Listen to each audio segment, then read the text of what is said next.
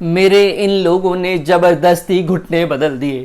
क्या आपने कभी ऐसा सुना है कि किसी ने कहा हो कि उसकी जबरदस्ती किसी ने सर्जरी कर दी हो? हाँ, मैंने सुना है कि जबरदस्ती किसी ने किसी की किडनी निकाल ली, परंतु वो एक रैकेट है, वो एक क्राइम है। और उन्हीं सब चीज़ों से बचने के लिए आती है कंसेंट, जो आपकी सर्जरी से पहले अस्पताल में ली जाती है। तो क्या होती है ये कंसेंट? क्या ये लेनी चाहिए? कितनी कंसेंट होती है? कौन सी भाषा में कंसेंट ली जाती है?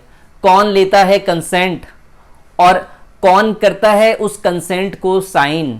और ये कंसेंट लेने के फ़ायदे क्या हैं? क्या इस कंसेंट से डॉक्टर का भी कोई फ़ायदा होता है? बताता हूँ।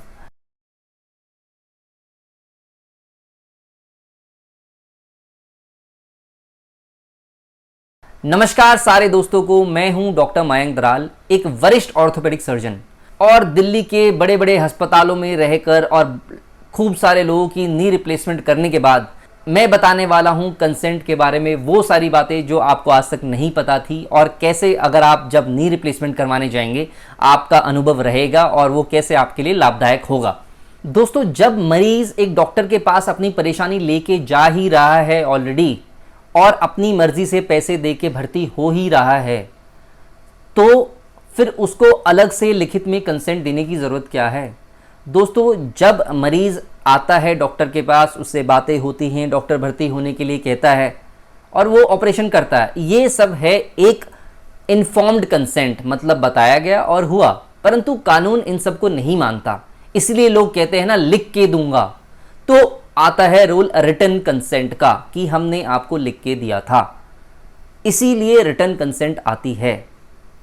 और रिटन कंसेंट उतनी ही मरीज के लिए लाभदायक है जितनी कि वो डॉक्टर के लिए। अब आप कहेंगे ये डॉक्टर के लिए लाभदायक कैसे है?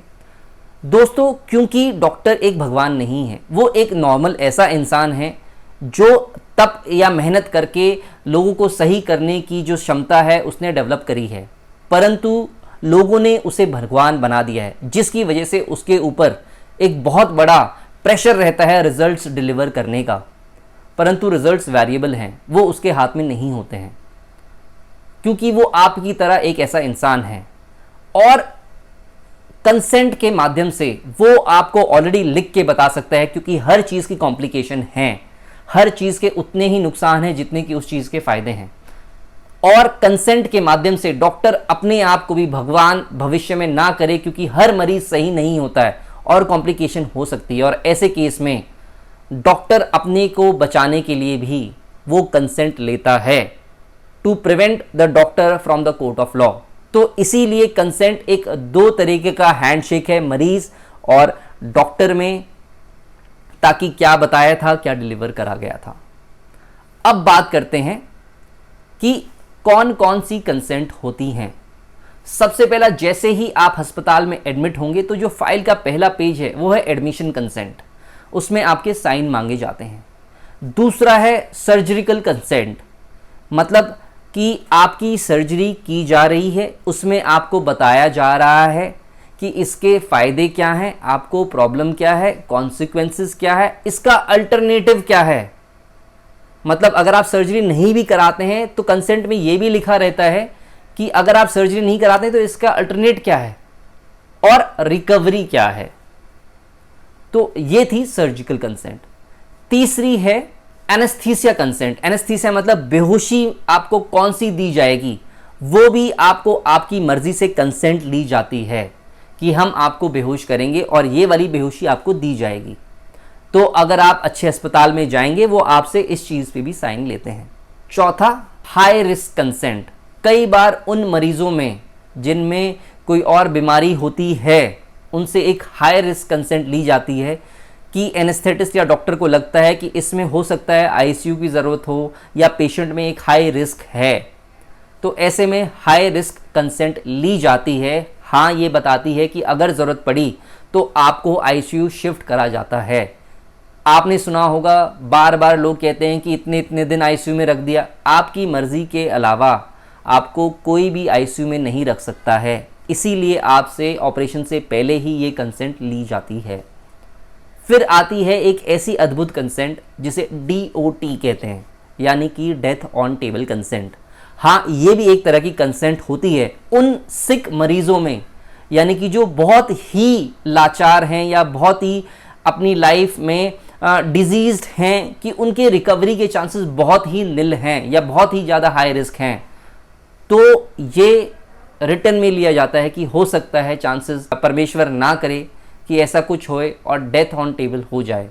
तो ये भी एक प्रकार की कंसेंट होती है। और कंसेंट ऑफ इम्प्लांट। दोस्तों, कई बार आपकी सर्जरी में कौन सा इम्प्लांट यूज हो रहा है आपको आपका डॉक्टर पहले बता चुका होता है, बट वो इम्प्लांट यूज करने की भी एक कंसेंट होती है कि आपकी बॉडी में हम ये वाला इम्प्लांट लगाएंगे, तो उसका भी एक कंसेंट होता है। तो ये थी टाइप्स ऑफ कंसेंट जो ऑपरेशन से पहले डॉक्टर लेता है। अब सवाल है कि कंसेंट कब ली जाती है। दोस्तों, कंसेंट आइडियली आपके ऑपरेशन से एक दिन पहले तब ली जाती है जब आप अस्पताल में भर्ती होते हैं। कई बार ऐसा होता है कि लास्ट मिनट पे कंसेंट ली जाती है, बट वो एक एथिकल प्रैक्टिस नहीं है क्योंकि वो भाग दौड़ में लिया हुआ कंसेंट है। तो इसीलिए consent should be taken a day prior from a surgery, आराम से बैठकर सारी बातें आपको एक्सप्लेन करके। और कंसेंट इसीलिए भी ली जाती है क्योंकि ओपीडी में जब आप डॉक्टर से मिलते हैं एक लिमिटेड टाइम होता है, परंतु कंसेंट के थ्रू डिटेल में आपको बातें समझाई और उनका कंसेंट लिया जाए। अब कंसेंट पे किसके हस्ताक्षर होते हैं और कंसेंट लेता कौन है। दोस्तों, जो ऑपरेटिंग सर्जन है आइडियली वो आपसे कंसेंट लेता है, परंतु ये ट्रेंड इंडिया में बहुत कम है और जूनियर डॉक्टर आपसे कंसेंट लेने आता है। और कंसेंट पे साइन नॉर्मली आपके जो कि पेशेंट है खुद, अगर वो 18 ईयर्स एंड अबव है तो वो खुद स्वयं साइन करता है, प्लस कई कंसेंट में उसके जो साथ वाला शेयर डिसीजन मेकिंग करता है, क्योंकि हर इंसान को अपना एक ऐसा इंसान रिप्रेजेंट करना होता है या व्यक्ति जो फैमिली क्लोज ब्लड रिलेटिव है जो उनके बेसिस पे या उनके बिहाफ पे डिसीजन मेकिंग करें। तो 3 लोगों के साइन होते हैं आपके कंसेंट पे। एक आपके, अगर आप 18 साल से ज़्यादा उम्र के हैं, आपके साथ आपका ब्लड रिलेटिव या मदर फादर वाइफ या बच्चे, और एक डॉक्टर के जो आपकी सर्जरी करने वाला है। अब कंसेंट की भाषा कौन सी होती है। दोस्तों, भाषा वो होती है जो मरीज समझ सके। तो इसीलिए कंसेंट में फर्स्ट लैंग्वेज लाइन में लिखी होती है, I am made understood in the language of my choice. जो भाषा आपको समझ में आती है कंसेंट उसी भाषा में आपको समझाई जाती है, अदर देन इंग्लिश। और क्या कंसेंट लेने से आपके सर्जिकल आउटकम पे फर्क पड़ता है? जी हाँ, एक कंसेंट ले जाने भर से ही आपके सर्जिकल आउटकम पे बहुत बड़ा इम्पैक्ट पड़ता है, क्योंकि ये एक डॉक्टर के साथ शेयर्ड डिसीजन मेकिंग है। तो उससे आपका आपके डॉक्टर पे ट्रस्ट बढ़ता है, जिससे आपकी एंजाइटी कम होती है पोस्ट सर्जिकली, क्योंकि आपको सारी चीज़ें पता होती है। तो उससे आपका एक अच्छा सर्जिकल आउटकम निकल के आता है और डिसीजन मेकिंग होती है। आपकी सेटिस्फैक्शन लेवल बढ़ जाता है आपके डॉक्टर के साथ और आपका एक बेटर आउटकम निकल के आता है, जो कि आपकी ओवरऑल वेलबींग में बहुत हेल्प करता है। आशा करता हूँ आपको ये वीडियो पसंद आई होगी और आपका कंसेंट को लेके सारे डाउट्स हमेशा के लिए सॉल्व हो गए होंगे। अगर आपके कोई भी सवाल हैं या घुटनों में दर्द है तो मुझे स्क्रीन पर दिए हुए नंबर पर कॉल कर सकते हैं या कमेंट में ज़रूर बता सकते हैं। मैं इंस्टाग्राम में भी हूँ, यानी कि माय नी सर्जन के नाम से। आपका अपना डॉक्टर मयंक दराल। बहुत बहुत धन्यवाद।